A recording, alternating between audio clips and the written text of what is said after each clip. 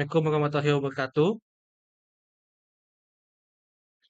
Jadi di sini kami dari kelompok 7 ingin presentasikan mengenai hasil kerja kami mengenai STQA untuk website lppm.unila.ac.id. Oke, next. Ini untuk anggota kelompok kami, ada saya sendiri, Reza Sagalin, beserta rekan-rekan saya, ada Najwa Nafisa Aulia, Anissa Dina Maharani, dan juga Saskia Dwi Septiani. Oke, next. Oke, jadi saya menjelaskan sedikit dulu ya apa itu website LPPM Unila. Jadi website LPPM Unila sendiri itu adalah sebuah website atau platform yang digunakan untuk layanan penelitian dan pengabdian kepada masyarakat yang ada di Universitas Lampung. Jadi biasanya ini nanti dipakai oleh dosen-dosen, peneliti dan sivitas akademika untuk apa mengakses bisa bilang portal-portal eh, untuk pengajuan penelitian dan pengabdian di Universitas Lampung begitu. Jadi ini dia sistemnya sebuah sistem apa namanya? Bisa dibilang kayak gateway gitulah. Dan di situ juga nanti ada halaman profil dan juga struktur dari LPM Universitas Lampung sendiri. Next. Oke. Di sini ada tujuan pengujiannya. Jadi untuk tujuan kami melakukan pengujian itu apa namanya dilakukan untuk memastikan bahwa fitur-fitur dalam website LPM Unila ini berjalan sesuai dengan fungsinya. Jadi apakah masih ada bug atau mungkin portal tidak berfungsi, terus menu-menunya yang mungkin salah, begitu-begitu. Terus apa namanya? Dia juga mampu untuk menangani kondisi input dari pengguna. Misalnya kan PM ini yang make nggak beberapa orang doang kan. Dosen sendiri di Unila itu ada ribuan gitu. Jadi harapannya setidaknya dia ini secara performance dan juga secara keamanan data itu mumpuni. Oke, next.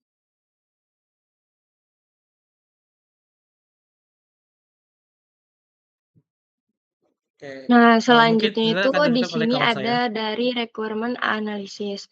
Nah, jadi requirement analysis sendiri itu adalah tahap awal untuk dalam software testing life cycle yang dilakukan untuk memahami sistem yang akan diuji serta menentukan kebutuhan pengujiannya. Nah, di sini objek pengujian kita yaitu ada di website LPPM Unila, yaitu alamatnya ini yang Unila ACID, LPPM Unila ACID. Lalu di sini kita pakai 2 jenis pengujian, yaitu kita pakai performance testing, security testing. Nah, selanjutnya itu akan dijelaskan oleh teman saya. Baiklah, selanjutnya itu terdapat software testing life cycle. Jadi terdapat beberapa tahapan pada SDLC-nya. Yang pertama itu ada analisis. Jadi pada tahap analisis ini kami terlebih dahulu mempelajari website dari LPPM-nya untuk memahami fitur dan layanan yang tersedia. Lalu kami juga mengidentifikasi halaman-halaman yang akan diuji seperti beranda, layanan, arsip, administrasi, PUI, dan puslit. Selain itu kami juga menentukan tujuan dan ruang lingkup pengujian agar proses pengujian ini dapat dilakukan secara lebih terarah. Selanjutnya itu, yang kedua itu ada test planning. Setelah kebutuhan pengujian ini diketahui, lalu kami menyusun, rencana pengujian.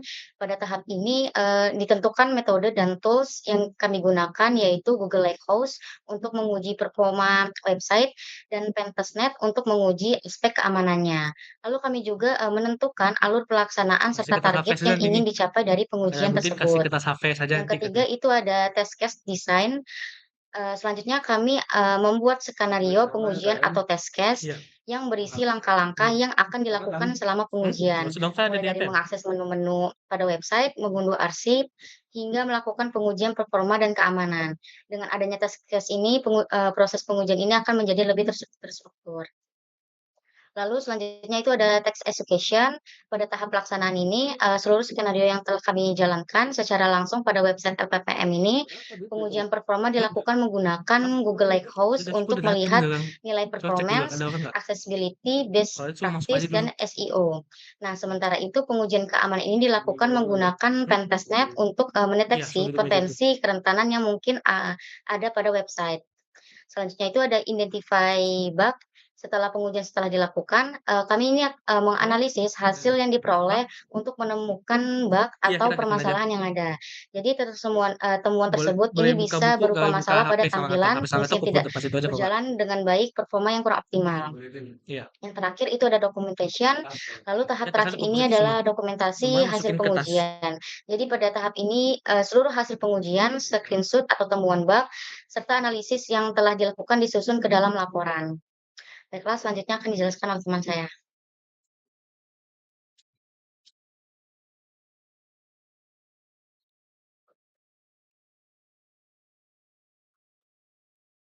Dan selanjutnya itu ada test planning. Test planning ini tuh pengujian yang dilakukan secara manual dan menggunakan tools online untuk mengevaluasi performa dan keamanan website.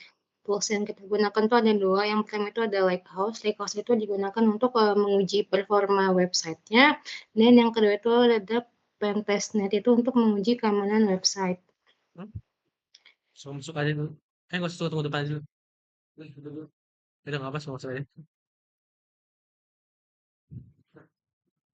Selanjutnya akan disampaikan oleh teman saya. Nah, selanjutnya itu di sini kita yang pertama itu ada dari test case, yaitu untuk ngeklik menu link layanan. Nah, jadi yang pertama itu kita ada akses menu link layanan, lalu hasil yang diharapkan itu menu layanan muncul dengan pilihan repository, jurnal, PPT lu ya? PPID, lalu ada submenu yang dapat diakses oleh publik atau mahasiswa. Nggak Lalu ada yang di sini. kedua ada submenu repository. Di PPT Nah, di sama sini ibu itu ya. ada pilih repo story dari Ya dokumen kan lu bisa layanan, screenshot sama. verifikasi, fungsi pencarian dokumen repository, buka detailnya, pencarian dengan kata Ya jalan aja kunci. satu laptop sini. Nah, lalu di sini ada Kalau lu mau pakai repository laptop tidak lu. dapat diakses.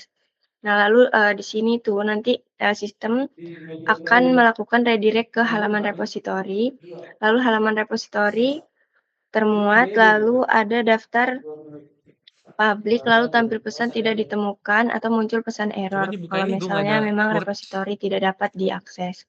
Lalu selanjutnya itu ada Udah. submenu dari jurnal sendiri, yaitu ada di sini kita pilih jurnal sama seperti yang atas, lalu kita verifikasi, klik kalau misalnya ada atau tidaknya, lalu link jurnalnya aktif apa enggak. Nah, lalu hasil yang diharapkan itu ada sistem melakukan redirect ke halaman jurnal, daftar jurnal tampil, lalu halaman jurnal yang dipilih terbuka, artikelnya dapat diunduh, lalu kalau misalnya emang nggak ada, tidak aktif, muncul error. Nah, lalu ada submenu dari PPID. Nah, jadi di sini yang pertama itu kita pilih, lalu verifikasi halaman, lalu di sini ada verifikasi informasi publik, lalu PPID tidak dapat diakses atau negatif test. Nah, jadi hasil yang diharapkan itu sama seperti yang di atas, redirect ke halaman PPID, lalu informasi pengelola di dokumentasi publiknya itu tampil, lalu dokumen atau informasinya itu dapat diakses, tidak ada broken link, lalu muncul pesan error jika didapat bug report. Lalu yang terakhir itu ada di rekapitulasi. Nah, di sini rekapitulasi itu semua mahasiswa, menu layanan mahasiswa. Lalu selanjutnya hasil yang diharapkan itu semua alur positif, berstatus pas, lalu alur negatif menghasilkan bug report yang sesuai. Selanjutnya akan dijelaskan oleh teman saya.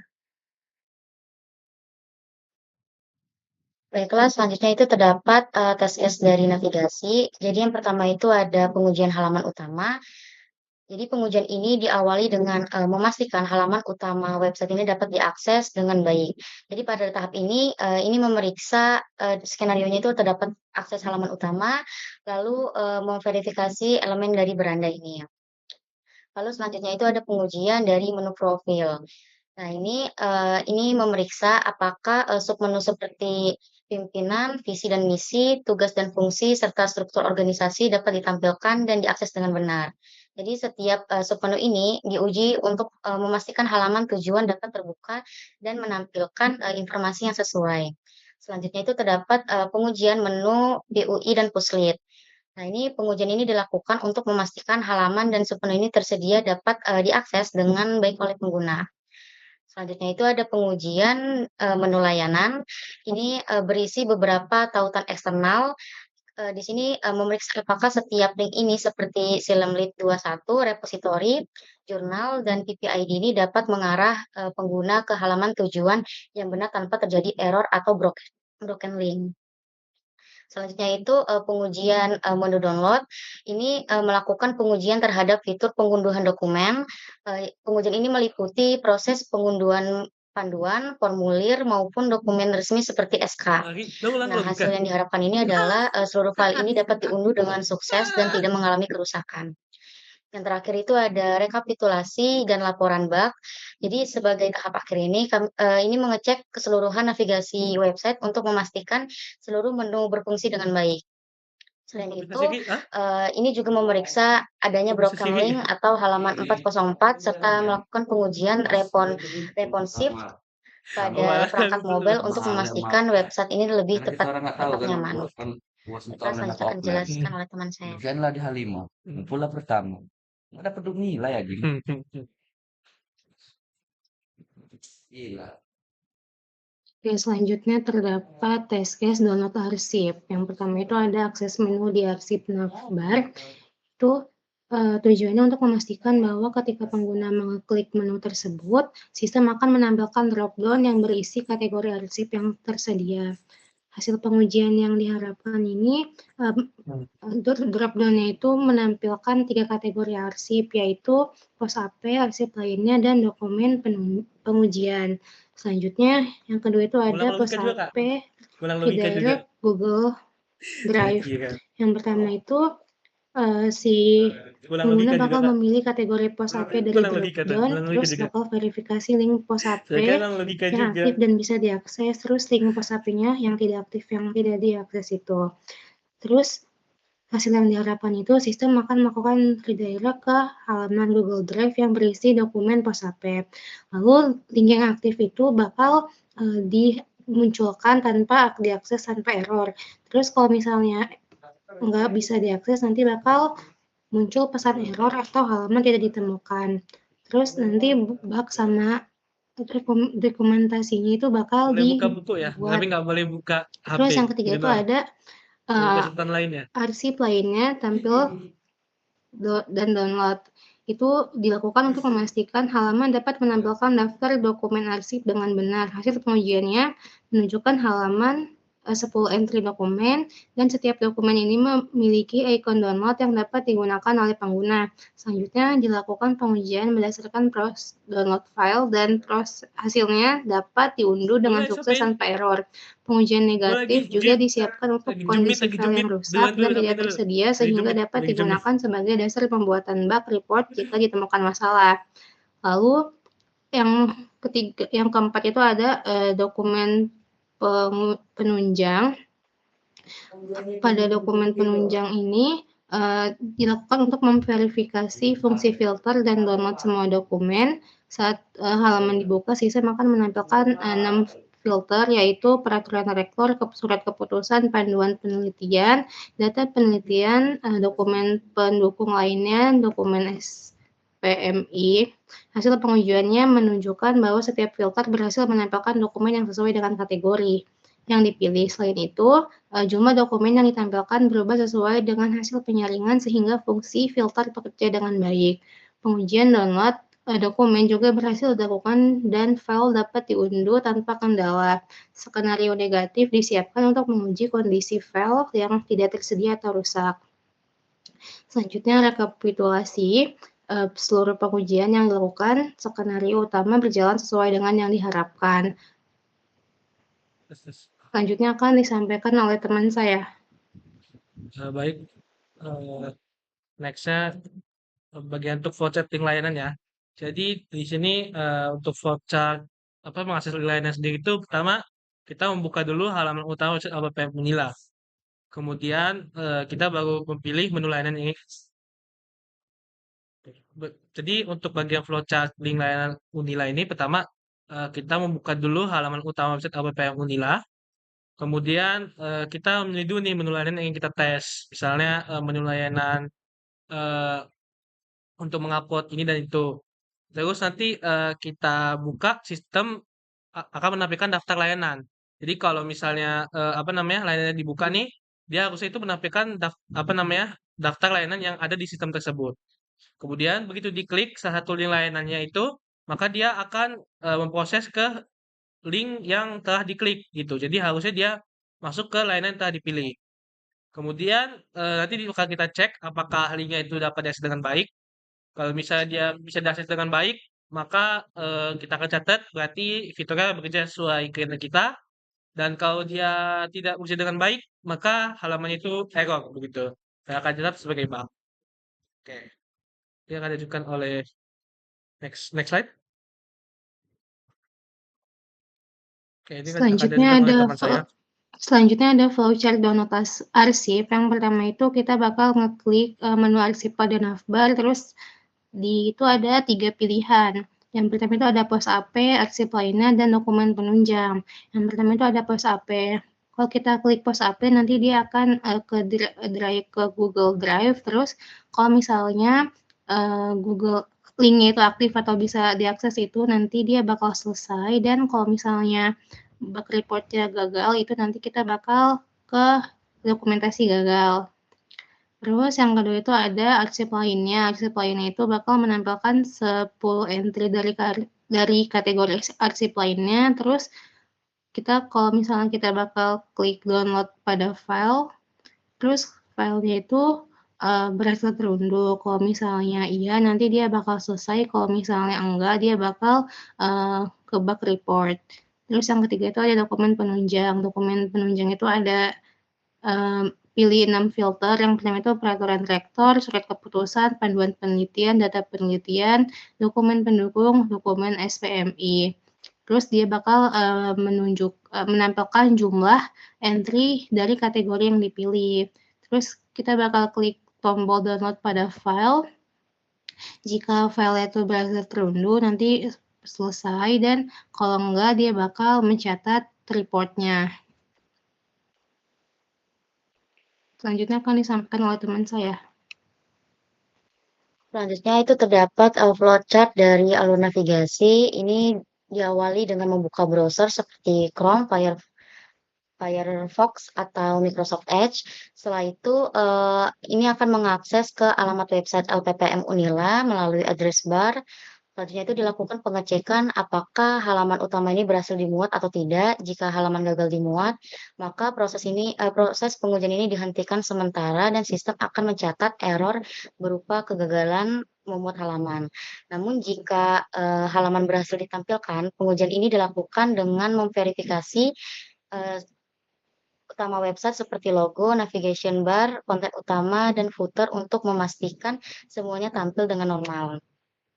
Selanjutnya itu setelah halaman utama berhasil diverifikasi, ini melakukan pengujian pada menu profil dengan cara mengklik menu tersebut.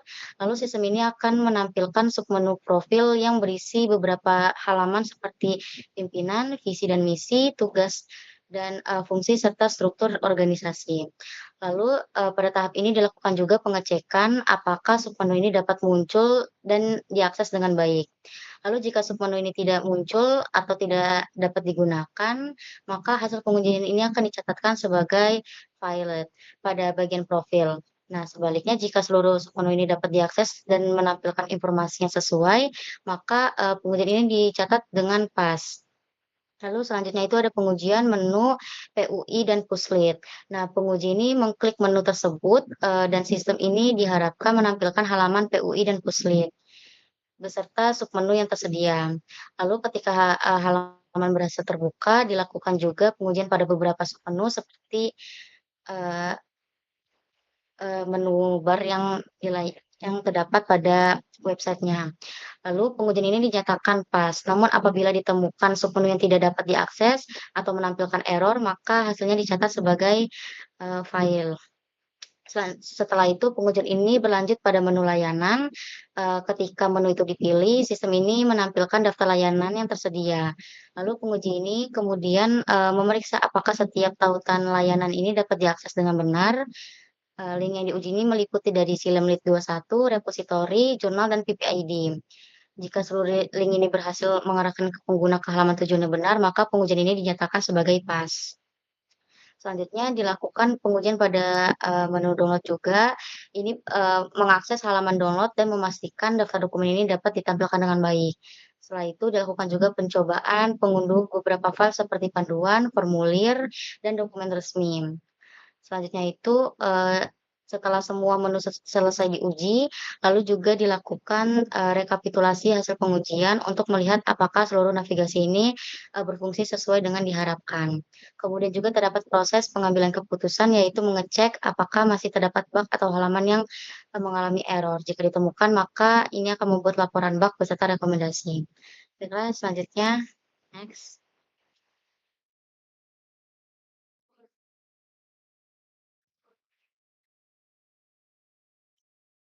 Oke, selanjutnya sini ada performance testing. Jadi untuk performance testing sendiri itu kita ada 4 aspek yang diuji.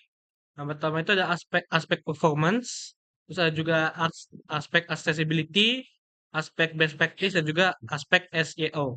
Jadi berdasarkan pengujian, kita menggunakan Google Lighthouse ya di sini kepada website LPM Universitas Lampung. Dia memiliki performa yang baik dengan skor tinggi pada performance accessibility dan SEO. Namun pada aspek best practice-nya itu dia masih perlu ditingkatkan supaya website itu dapat berjalan lebih optimal. Oke, next. Oke, di sini ada beberapa dokumentasi dari hasil performance testing dari halaman LPM ya.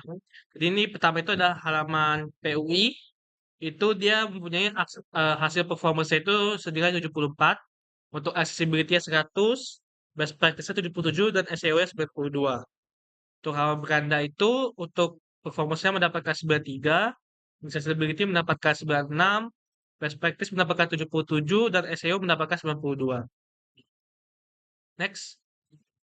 Di sini untuk halaman Fuslid, dia performance mendapatkan 74, accessibility mendapatkan 100, best practice mendapatkan 77, dan SEO mendapatkan 92.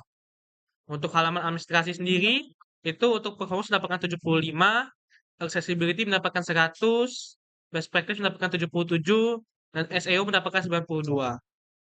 Dan terakhir ada halaman arsip, dia untuk performance-nya mendapatkan 98, accessibility 98, best practice 77, dan SEO-nya 92. Next. Oke, selanjutnya akan diajukan oleh teman saya. Nah, selanjutnya ini ada tahap pengujian kita yang kedua, yaitu menggunakan security testing. Nah, jadi di sini kita hasil pengujian security testingnya itu ada HTTPS aktif, SSL sertifikat valid, SQL injection tidak terdeteksi, XSS tidak terdeteksi, lalu terdapat warning pada HSTS. Nah, website LPPM Unila sendiri itu memiliki keamanan yang cukup baik, namun konfigurasi security header HSTS masih perlu ditingkatkan. Nah, berdasarkan hasil security testing ini, website LPPM sendiri itu memiliki tingkat keamanan yang sudah cukup baik. Websitenya itu juga udah menggunakan HTTPS dengan SSL sertifikat yang sudah valid.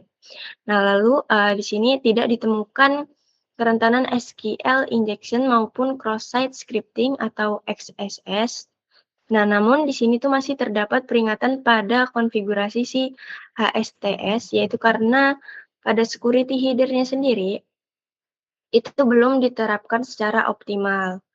Nah, jadi di sini dalam security testing sendiri setelah kita tes, yaitu di sini perlu peningkatan konfigurasi HSTS untuk memperkuat dari keamanan komunikasi antara pengguna dan server sendiri. Nah, selanjutnya itu akan dijelaskan oleh teman saya. Baiklah, selanjutnya terdapat beberapa bug yang telah kami temukan, yaitu ada 3. Yang pertama itu pada halaman pos AP ini tidak berfungsi. Jadi bug pertama ini ditemukan saat halaman ini diakses, sistem terus menampilkan pesan yaitu memuat daftar pos AP, tetapi data tidak pernah berhasil dimuat. Nah, jadi akibatnya kategori ini seperti peraturan dokumen dasar menampilkan 0 entry dan pengguna ini tidak dapat menggunakan menu tersebut. Nah, tingkat keparahan bug ini termasuk high karena menghambat akses pengguna terhadap dokumen yang dibutuhkan. Nah, rekomendasi dari perbaikannya ini menambahkan mekanisme error handling dan timeout agar sistem ini dapat menangani kegagalan pemuatan data dengan lebih baik. Selanjutnya yang bug kedua itu ditemukan pada menu profil. Jadi pada beberapa submenu seperti pimpinan, visi dan misi, tugas dan fungsi, serta struktur organisasi ini tidak dapat diklik sehingga pengguna ini tidak dapat berpindah ke halaman yang dituju. Jadi bug ini juga memiliki tingkat keparahan high karena menghambat navigasi pengguna dalam mengakses informasi penting untuk mengatasinya. Lalu juga perlu dilakukan pengecekan untuk konfigurasi routing dan atribut tautan pada setiap submenunya. Selanjutnya, pada yang bab ketiga ini ditemukan pada komponen navigasi website. Jadi seluruh mega menu seperti profil, PUI, administrasi, dan layanan digital ini tampil terbuka secara bersamaan tanpa adanya interaksi dari si pengguna. Nah, kondisi ini juga menyebabkan sebagian besar konten halaman ini tertutup sehingga mengganggu pengalaman pengguna saat mengakses website. Nah, bug ini juga dikategorikan sebagai high karena berdampak langsung pada tampilan dan navigasi websitenya. Nah, solusi yang disarankan, perbaiki pengelolaan state pada komponen mega menu agar hanya satu menu yang dapat terbuka saat pengguna melakukan, klik. Baiklah, selanjutnya dijelaskan.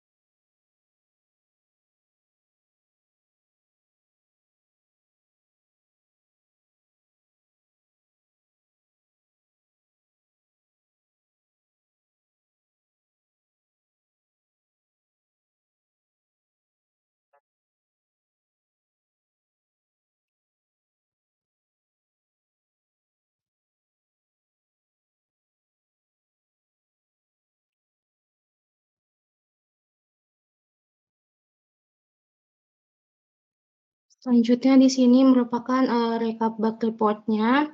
Yang pertama itu ada distribusi bug berdasarkan severity. Yang pertama itu ada critical, itu tidak ada bug yang critical. Terus yang kedua itu ada high. High itu jumlahnya ada 3 dan presentasinya itu 100%. Itu keterangannya harus segera diperbaiki. Terus yang medium sama low itu tidak ada bug. Terus yang kedua itu ada distribusi bug berdasarkan kategori. Yang pertama itu ada security, jumlahnya ada 3, 16,70%. Bugnya yang kedua itu ada performance, itu jumlahnya ada 5, 27,80%. Terus ada fungsionalnya itu jumlahnya ada 7, 38,90%. Terus yang keempat itu ada konten, itu ada 2 jumlahnya dan 11,10%. Terus UI UX-nya ada 1, 5,60%. Hasil dari yang ketiga itu ada hasil dari like host texting per halaman. Yang pertama itu halaman beranda, performance-nya ada 93, accessibility-nya 96, dan best practice-nya ada 77. Yang kedua itu ada halaman PUI, performance-nya 74, accessibility-nya 100, best practice-nya 77. Terus ada halaman pull sheet, performance-nya 74, accessibility-nya 100, best practice-nya 77. Lalu ada halaman administrasinya, performance-nya itu ada 75, accessibility-nya 100, best practice-nya 77. Yang terakhir itu ada halaman arsip, performance-nya 98, accessibility-nya 98, dan best practice-nya ada 77. Terus hasil security-nya, yang pertama itu ada HTTPS support, itu hasilnya aktif dan risikonya rendah. Terus ada XSL certificate, itu hasilnya valid, statusnya pass, dan risikonya rendah. Terus ada redirect to HTTPS, itu hasilnya aktif, statusnya pass, dan risikonya rendah. Terus ada HSTS, itu tidak diimplementasikan, statusnya fail dan risikonya tinggi. Terus ada extreme option header. Ini hasilnya ada, terus statusnya fail, risikonya rendah. Statusnya pass. Terus ada X content type option header, itu hasilnya ada, statusnya pass, risikonya rendah. Terus ada refer police header, itu hasilnya ada, statusnya pass dan risikonya rendah. Terus ada permission of policy header, itu hasilnya ada, statusnya pass dan risikonya rendah. Terus ada strict transport security header, statusnya missing, fail dan statusnya tinggi. Terus ada SQL injection, XXS description sama robot TXT dan security TXT. Terus kesimpulannya yang pertama itu ada yang prioritas atau yang harus kita lakukan segera, itu ada implementasikan HSTS header dan perbaiki semua broken link di menu halaman dan arsip. Terus yang prioritas itu bakal memperbaiki fungsi download arsip, optimalkan performa halaman PUI dan pullsheet. Terus ada prioritas itu bakal melengkapi content profile, perbaiki best practice, tinjau ulang robot TXT. Terus ada prioritas itu bakal monitoring uptime link layanan, review konten berkala, uji crash browser dan mobile responsif. Terus ada yang sort keamanan, itu ada 80%, itu kan Excel. Terus menurut PSNet 0 critical, 2 warning itu cukup baik, namun HSTS harus segera ditangani. Terus ada yang skor performa terbaik, itu halaman arsipnya ada 98%, accessibility-nya 98%. Ini tuh harus dicapai di halaman lain.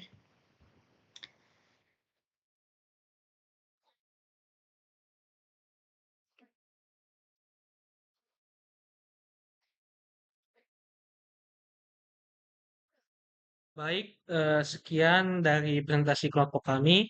Selanjutnya itu kami lempar ke kelompok penguji untuk sesi diskusi dan tanya jawab. Kepada kelompok penguji dipersilakan.